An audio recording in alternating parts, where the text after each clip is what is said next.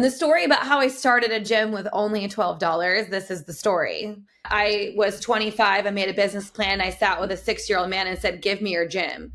I don't really think that's luck. I think that's risk. And I think a lot of people are scared to do that. So I've never ran an ad in my life. I refuse to run ads, to be honest with you. I just think that if you do your business right, you shouldn't have to pay for shit. Hello and welcome to Gym World Worldwide. I am your host, John Franklin, here today with my co-host, who happens to be in Los Angeles, California, Mateo Lopez. How you doing? Great. They just Happy giving to him be the here. shaka. That's how chill he is. He's hella chill, guys. So, which is suited because we have someone else from California on the pod today. You know, some of you guys are like, everybody on Gym World's from New Jersey. Okay, so we went Google Maps. We looked around California. We got you some West Coast gyms, and so we're here today to hear a crazy story of some trials, some tribulations, and then ultimately some winning. Some manifestations as well. Some manifestations. It's a manifestation of something deeper. So we have Amanda Fritcher of Lionheart Gym. How you doing? I'm great, guys. Thank you for having me today. This is awesome. So We'll see. We will see. We'll see wait till how the awesome end it before is. you leave your review. We will see about that. So you have like one of the crazier like real estate stories or you know, getting into the gym business stories that I've seen. Tell us how you wound up owning a gym here. Actually, it is a crazy story. I'll do the short version of it. I was an athlete actually my whole life. I played soccer, trained really hard, got into college playing soccer, all the things. Studied law. That was my original, career and goal. And I didn't like it. I hated it within 3 weeks. But I come from a family of a dad, former master sergeant, in the Marine Corps, very successful father. Ivy League schools, education, doctor, lawyers. That was kind of like the family that I came from. The short version is I decided I wanted to be a personal trainer around 24. I told my dad, I don't want to be a lawyer. I want to be a personal trainer. And I thought he was going to kill me, to be honest with you, because at that time, I didn't think that was something that was approved in my life, right? But he actually ended up supporting me like fully. And he was like, actually, I think that's super smart. I think you're going to crush it and kill it. You should chase your dreams. My dad always supported that. He was my biggest fan, biggest encouragement, always saying, you can accomplish anything, you can conquer the world. And I never thought I couldn't do that, to be honest with you. But anyways, I ended up walking into the place that I own at 25 as a client. Originally, I was a client of another trainer. After college, I had put on some weight. During that season, I started to realize like how lucrative, honestly, being a trainer is if you're good at it, right? It's a really lucrative job position. And I think it's the most undervalued and underestimated job position out there. It's laughed about and it's mocked very often as if it's not something that you could make a living on. Well, I ended up becoming a personal trainer. I had 24 clients in my first 30 days as a trainer in my local town. Then after that whole situation, one of the people that was working here was actually stealing money from the building owner, right? And I had kind of like observed it and watched it, and it just wasn't sitting well in my stomach. But one thing my dad always said is never be the messenger, like stay out of it, because it doesn't reflect your character to bring something like that to another person. So stay out. So I handled this a different route. I found the building owner, his information, and called him and said, hey, can I take you to lunch? And the story about how I started a gym with only $12, this is the story. Because I only had $12 when I took this guy to lunch. So I only could afford his burger and not mine. So how I started my business with $12 is I purchased this guy's lunch for $12 and brought a business plan and asked him if he would give me his business in the gym. And he said yes and believed in me. He owned both the gym and the building? Or the building? Correct. So here's the short version of that. This gym was just his man cave. He literally was just a wealthy individual who didn't want to share his space. And Classic California. Totally. Yes. And I'm actually from the East Coast, by the way. I'm originally from Teo's from LA. Teo's, it's not a I'm both. I'm Oh, fully wow. Yeah, both. you're Yeah. both. So I'm A East Coast hybrid. where I get my aggressive, like, what's up, kind of attitude. And then I'm half Cali on my skin. It's thin now. But with that being said, yeah, so he owned the real estate and then owned a man cave gym. So I told him, if you give me the gym, though, I'll make you money. So he took a chance, took a risk, charged me high interest, thousands of dollars over cost. And just to be a smart ass, I usually would pay him extra just to show him that I could accomplish that. You tipped your landlord? Wow. 100%. First time your on Gym landlord. World. But I saw the Wow. vision being bigger, right? Like if I could get him to trust me at 25, what could we accomplish together in a few years after that? So did you actually buy the gym part from him, or he just like you paid him rent for the equipment and stuff? I paid him rent. So let's fast forward. So I paid him rent for about a year. And then I started renting out space to trainers, trying to like figure out what I'm doing, where I'm going. No idea. No history in a gym. I don't even have a personal training certification. Straight up truth. No idea what I'm doing except from what I knew athletically. Year after that, he called me up and he's like, hey, what do you think about buying the real estate? I'm like, well, okay. I have a hot rod car that I could sell for a down payment. So I had a 72 Nova. It was super sick, 350, big block, beautiful, baby blue. My heart still hurts. But Classic California. yes. And so we ended up selling that hot rod to start the business. So that's kind of how I put the down payment on the commercial real estate, number one. And he financed the rest for you? He did. He carried the note. But what happened to the thief? We never Yeah, I got also we wanna never go got back the to the thief. conclusion. What Yeah. happened to the So thief? here's the actual funny story. Well, he He's tried to my beat husband me now. up. He tried to beat me up. He got in my face and like tried to fight me. So that's the story there. Was One not expecting that angle. Yeah. So that's the truth. Cops were called, police reports were filed, but there was a gentleman in the gym who's big and buff and protected me in the situation. So you were like, I'm gonna run the gym now. Yeah. And by the way, you've been stealing money. Yeah. I asked him to leave. I was Yes. very kind. He was not. Yeah. But, I said, hey, I think it's best if you leave this space and, move on with yourself. He didn't like that. How was he stealing? Like, was the gym like, explain what the gym was? Because you said it was just like this rich guy who had his own space. Was he like renting it to personal trainers to do stuff? So the guy who was stealing, quote unquote, was his personal trainer, if that makes sense. So, but he had not been in to train with him in a very long time. So it was just him running the space and then pocketing cash from people who were renting, basically. Got it. Oh, so Yeah. he didn't know that like he had started his business within the gym. Yes, he just thought he was using it for himself. So it's like these guys who go to like these empty parking lots and then start charging to park there. That's Exactly. like Exactly. that's what was going on. Correct. Yeah. Okay. This Mhm. makes more sense now. I'm with you. Yes. Well, the stories are always crazy. They can get juicy too. But yeah, so that's kind of how that panned out and worked out from there. So you're like, hey, I like. Come on, spit it out, man. So you take the owner out. You say, hey, I like the space. I want to rent it from you. Mm-hmm. And he's like, okay, and kind of like shrugs it off and just gives you like these ridiculous terms that like kind of like thinking you'll fail. He was protecting himself, quote unquote, but he definitely believed in me. He's a dad. He has multiple daughters, and he just loved my story and the mission that I actually have and the purpose. My gym is not just a gym. There's way more to this space than just coming to work out and being macho. Like there's a lot of lives that have been saved here. We work with client bases who have Parkinson's disease. So we have a specific clientele that we actually help. And outside of that, just the mission of the actual brand is a lot bigger than that. So he believed in that piece. Yes. So he saw you, he believed in you, and you're like, hey, I'm gonna, like just rent the space to me. And he gives you kind of like he gives you difficult terms, but you start hitting them and then you start tipping them. And then he realizes this is working and says, hey, you want to buy the whole thing? Yeah. And I think he's that type of person that saw a young woman at the time. He's in his 60s.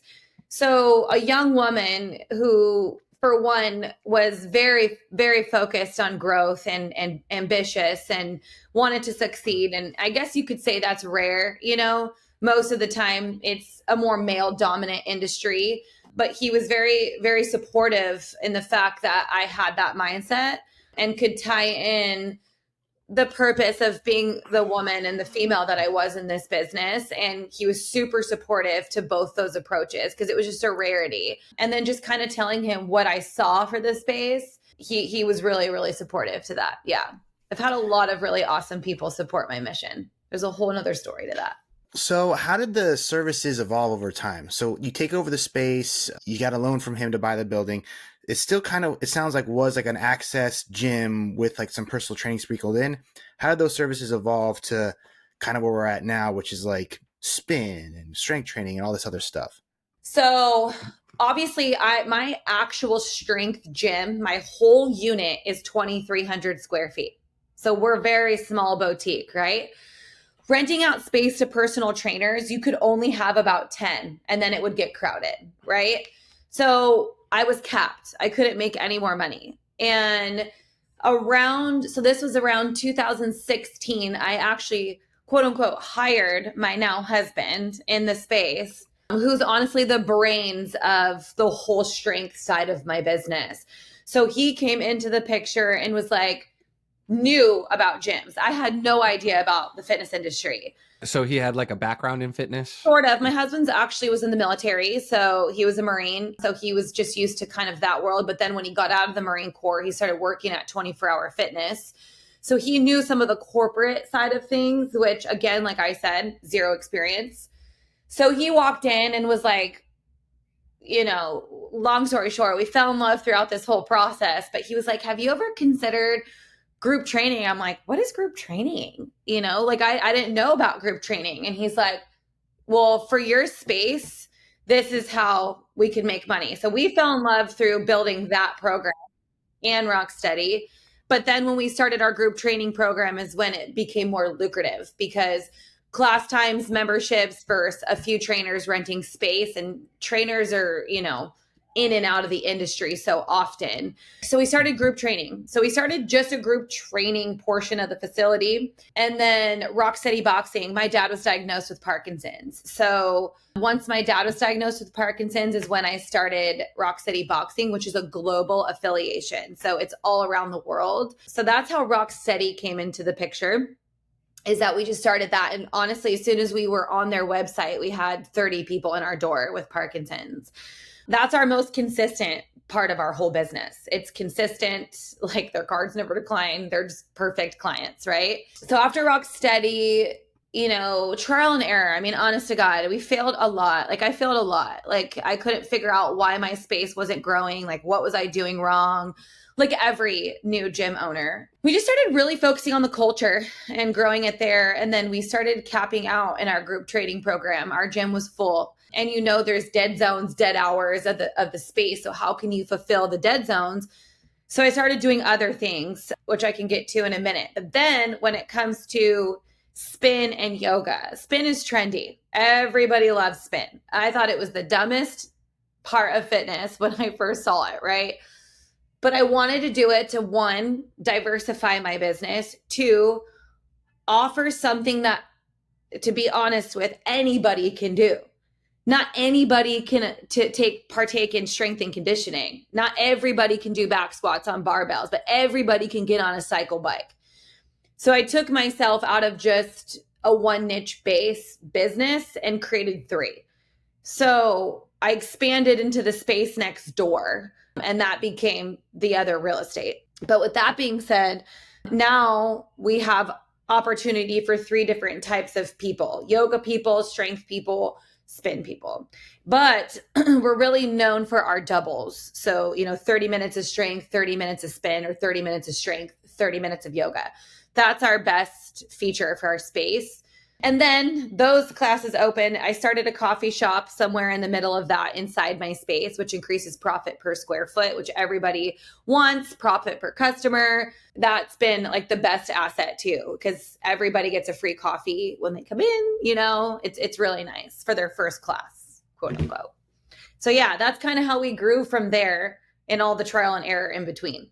Yeah, that's a lot. So give us some insight into how you're packaging and pricing this. There's a lot. I have a very, very busy business, meaning busy on options and all the different things. But I think foundationally, we have group training. We have unlimited to everything. We have a strength training price. We have just a spin price. We have platinum packages. We have premium platinum packages. And then we have semi-private training and personal training. So I like to give options because that also doesn't shut the doors out on how much potential, growth you could have if you have multiple options for the right person.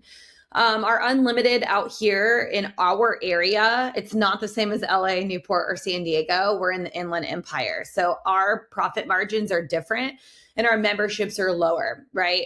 So for example, $189 a month is what gives them unlimited access to all of our classes. And then if you want just strength only or just spin only, that's about $139. And then if you want personal training, it just varies. If you're going to be doing like monthly or if you're going to buy credit packs, it's anywhere between, 50 to 65 a session, depending on the coach or trainer. If you have a really qualified coach or trainer, I charge about 120 an hour for that one. And then we have semi-private training, obviously 2 to 3 people per session. And that can range anywhere from 35 to 45 a session for that one as well. So that's about what our membership margins are for everything. So with so many different like options and services, like how do you think about marketing? Like how do you market and sell when you have so many different like options for people? Yeah, it's a great question, actually. It was a little confusing at first, during the growth and like which, direction I wanted to take the business. Personal training is a phenomenal add-on. I don't market personal training at all. The main reason why is because your ROI on personal training is high for a few months and then it kind of dies out. The reason that personal training is a win and a loss is that you can get large lump sums at a time. However, people can't sustain typically a personal training bill as long as they can a group training bill. So I created a win-win for my team though. And that's like our premium platinums. So basically they get, so quote unquote, it's unlimited classes, but the trainer also checks in with them, does their nutrition coaching and those things, which is more affordable for the consumer, but also allows my coaches and trainers to make money as well by doing those. But I would say we market solely to our unlimited classes. That's literally all we market to. And then everything is internalized, right? So we do internal marketing versus doing external with other parts of our business. So people who like some guys don't want to do spit. So I'm not going to charge them to have that addition. They just want to do the strength. So giving them that option, but predominantly we focus now on just the unlimited to everything. And then it just kind of goes from there. And how are you marketing? Like, is it mostly through, I don't know, social? Is it ads? Is it word of mouth? Is it referrals?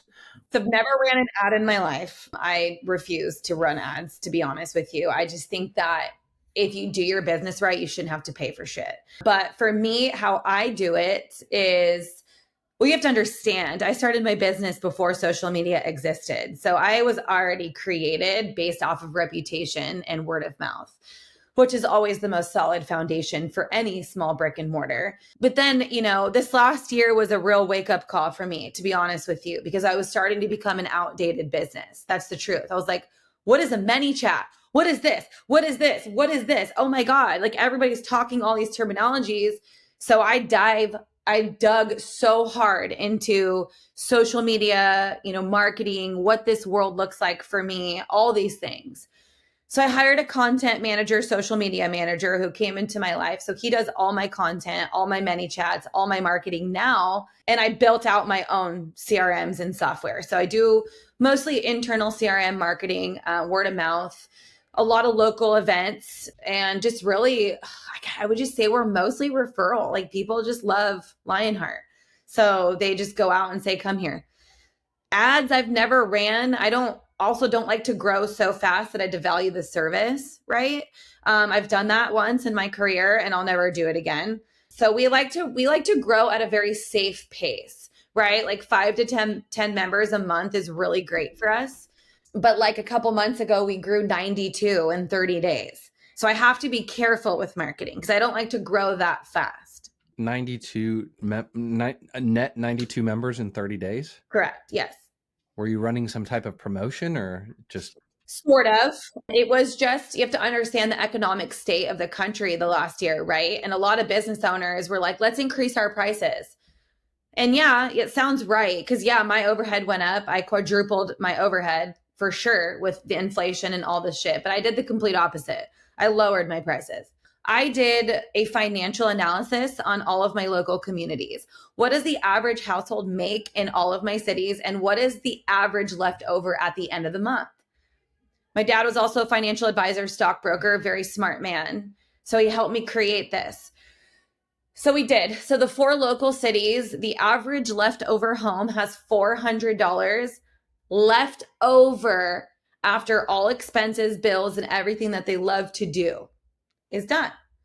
So how could you go and charge $299 a month in an area that this is all that they were able to have, right? So we lowered our prices, launched a special, gave them 3 months at this special, and then tiered them up to a much more comfortable place once they got used to paying the boutique price at this price, and then slowly brought them back up. So yes, did I have a promotion? Absolutely. But it was just selling my normal membership for a price that people were comfortable with, that didn't scare them away. So 92 members in 30 days and an average of 98.9% retention since that promotion.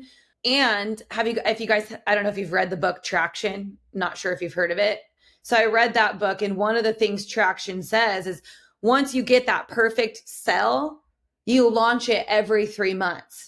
And I did it again, and boom, 27 new members.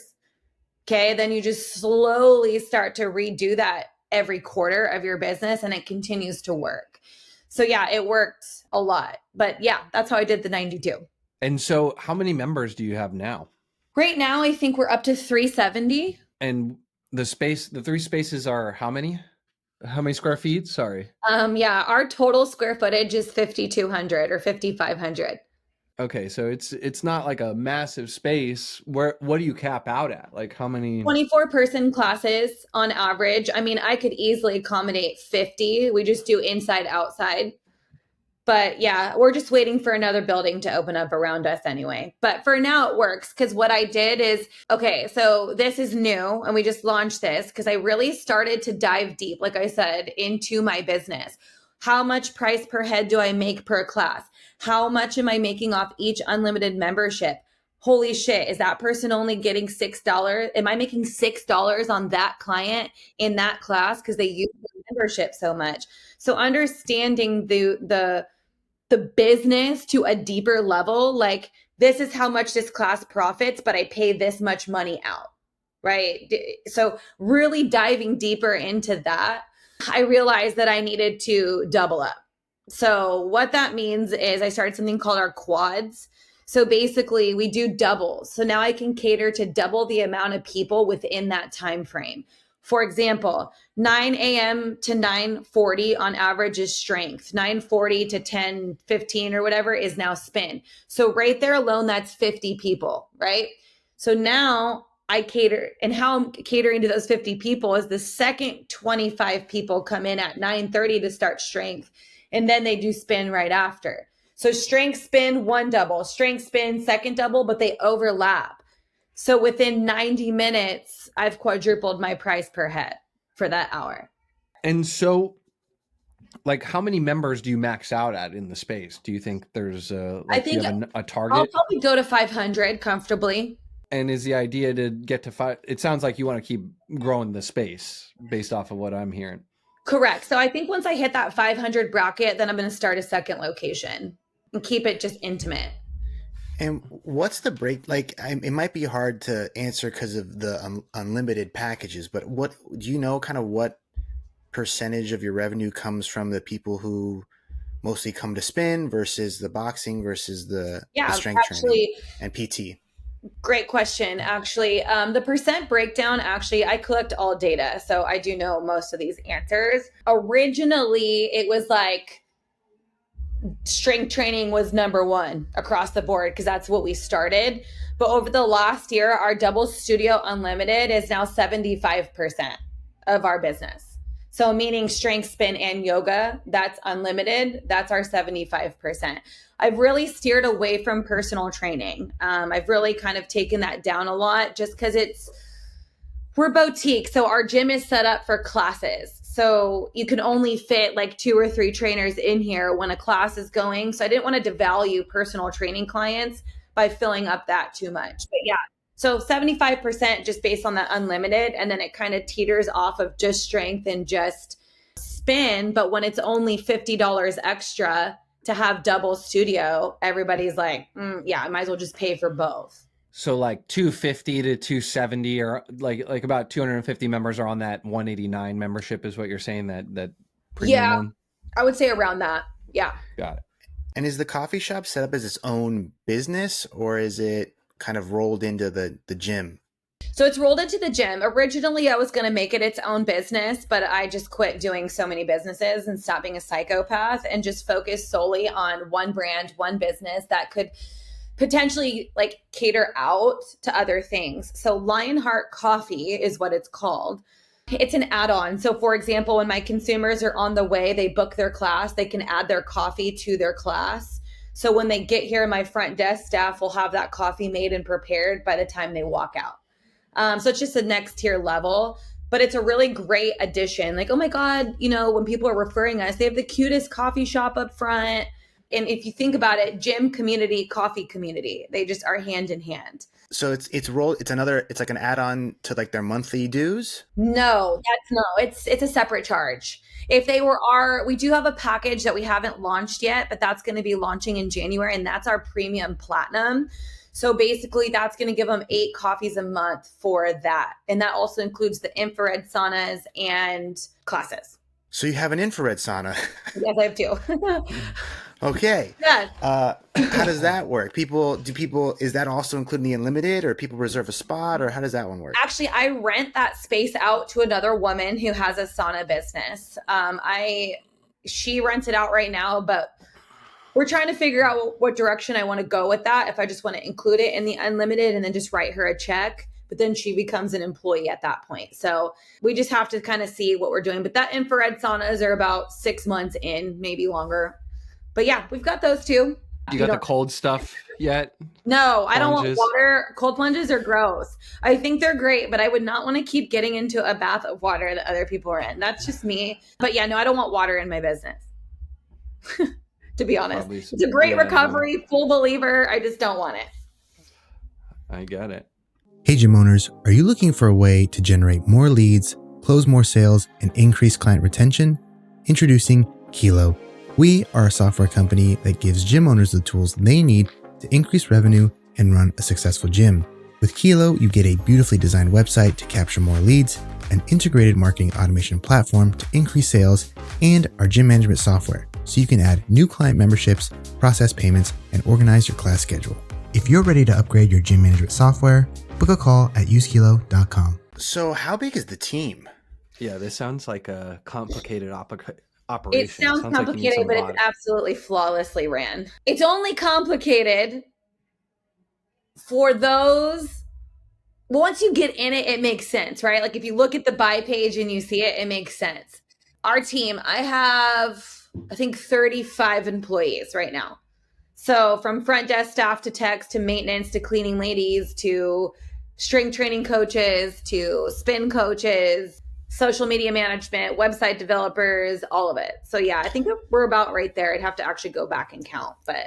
And what's the structure? Do you have, a head spin instructor who manages the other spin people, and then same with the strength side? Do they have other responsibilities besides just managing the coaches? How does that all work? Yeah, so I have job positions now. I have like a GM, and then I have a lead, and then I have the GM's also the head of my strength department, quote unquote. So she makes sure that they're good. My husband makes all of the workouts. So he's in charge of the creation of the workouts. Cass is the GM. She oversees all that. make sure everybody's doing their job. And then under her is going to be Ashley, who's the lead of spin. And then I just have my coaches and instructors from there on out. To be honest, it's not that hard for us because we just have the best team. Like they just do their job. They're phenomenal at their job, but people love just to be here and work hard here. It's just a special place. But yeah, that's kind of how that's worked. This year was really about systems. I'd be lying if I didn't say I'm strictly an entrepreneur. Like I'm telling you right now, like I'm not operational or systems like that at all. So this year was the year where I'm like, all right, I have a baby. I have a 3-year-old now. And so my life is different. When it was before I was a mother, I could do it all. And now I'm like, I'm not missing my family. My husband is a federal police officer now. So when he's home, I want to be fully home. So this year was strictly about getting me out of the business more and more. I don't teach, I don't coach, I don't do anything unless I want to. So I got myself hands off a lot this year to be more focused on my family. And that's where all these jobs started to create. That's why I upgraded to new softwares. I got a staff management. I got express apps where people can sign waivers. And so I really got everything more systemized so that it was just easier for people to run when I wasn't here. But that was a wake up call for sure, because I was such a spaz. People are like, what is she talking about? Like, what is she doing? That's true. Like, if you talk to me, like, I'm confused. That's very normal. People always feel confused when they have conversations with me. But it works perfectly on the back end because I hired great people. So, but you were, for a while, you were coaching a lot. I coached every class. Like the spin and the strength and all of it. No, just strength. I never coached spin I actually never coached spin. I just started to learn spin, I would say 6 months until the launch of the business. But when I first started the gym, my husband and I worked every single class because we couldn't afford to pay anyone. And so like, it's clear, like from just looking at your social and seeing the reviews and like just talking to you now, people want to follow you and like believe in you. And like, even from the story with the landlord, there's obviously some magic there. So when you're trying to outsource and start to delegate, I should say, how do you pass that magic down? Well, how do you replicate yourself? It is that was the hardest thing in the whole world. Honestly, I'd be lying. Because I'll give you a perfect example. When I had my daughter, I gave birth to my daughter. I was a new mom. I lost $24,000 a month in my business because I was not there. So people thought they were feeling neglected. So that was like the hardest, craziest season because people like felt resentful towards me for leaving. Like they were mad at me. Like it was this crazy codependent culture that I take full responsibility for creating. And that is the very tricky part of the fitness industry and being somebody that people look up to, because you have to find a really, really common ground without making it codependent, right?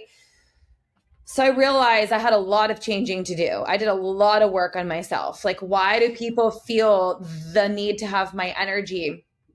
Why can't they just be happy for me? Or why can't they love the people that loved me that way? So yes, it was built on Amanda. Everything in this space was built on me, and it almost killed me. So when you step back and you start to reevaluate, I'm 37 this year, I liked the attention when I was young, but then you get older and you're like, it's because I didn't build a brand.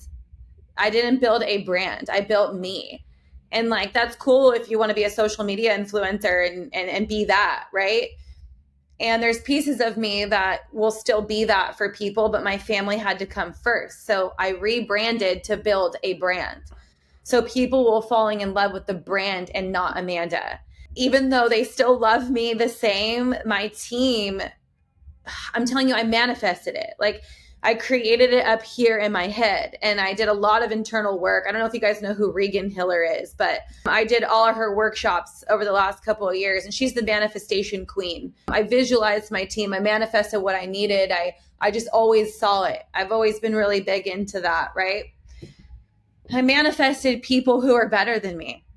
To be honest with you, they're better. They're just all around better. My team is better. They're better at the jobs. They're better at coaching. They're better at being what my community needed. And now I sit back and I'm in a place where I get to watch my team get that same feeling that I once had, like being the cool person, and like you build other people up and then they can be that too. But John Maxwell is who I base my whole foundation of my business on. If you build other people to lead, they can lead too. And even if it's not to the same velocity of you, if they're trying and their heart is there, people will fall in love with them too, and that was the hardest piece of the transition of my business, for sure. Watching it almost crumble before me because I was trying to figure out how to do that. But yeah, it was really brutal, for sure. And at the same time, my husband left because he went to the academy. So not only was it both of us stepping out at the same time, we had to really transition out. But honestly, the business is the best it's ever been with less of me, if that makes sense. It looks like, one of the things that is defined you along the way is just being resourceful and scrappy. And so, this week we talked to somebody who spent $4 million building their first facility. And so, you spent $12. If you're talking, if a young trainer comes up to you and says, hey, how do I start a gym if I have no money? What are you telling them to do? That's interesting. I think the best advice to somebody is, if you're focused on money, you've already lost. That's the best piece of advice. If you're literally starting a gym to make money, you've lost. I didn't start my gym for that reason. I started my gym because I wanted to help serve the community and help people. And honestly, if the vision and the mission is bigger than you, it's unstoppable.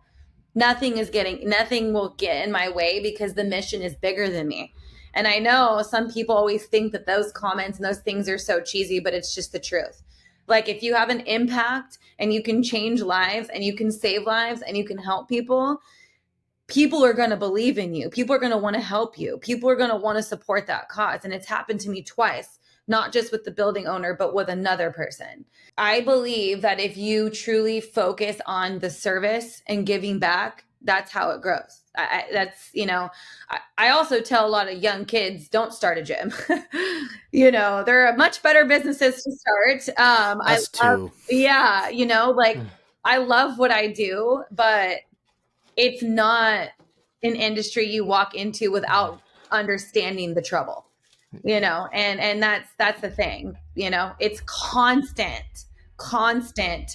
mind power, because you have to keep them motivated. You got to keep people focused, But if a young kid asks me, first thing I'd say is, why are you starting it? Why? Because if you're like, well, I want to teach people how to lift weights, and well, you're failing. To get rich. That's the first answer, just to get rich. Yeah, well, good. Yeah, it just depends on the person. Again, you don't find a lot of gym owners very rich. It's actually listed as one of the top businesses to not buy. So when you meet gym owners who are successful, you have to really know what their core of why, it's the why. That's what I would tell them. And then for a gym owner who wants to take over their, if they want to become a landlord, they want to own their space, what advice would you give to someone like that? Well, that's the only way I would own a gym, to be honest. Yeah, I would never rent a space. Why would you work in one of the hardest industries in the world without any return on investment in the near future? Because no matter on my worst month as a business owner, I'm still making money. I'm building wealth, and that's what I tell people. If you're blessed enough to own the real estate or figure out a way to own the real estate, at least it makes the shitty years in business worth it, because you're still building wealth. So I tell people that, if you can somehow manage that, go for it. I've had people try to offer to buy my business, and because they see the value of the real estate or of the business itself. All of it. Okay. I get people begging for my buildings out here, want to pay me hundreds of $1,000s over what it's worth, because there's no availability where I'm at. So do you think your situation, you just got a little bit of luck that you were able to get in there, or what would you? I don't actually believe in luck personally. I don't believe in luck very much at all. I actually believe in purpose.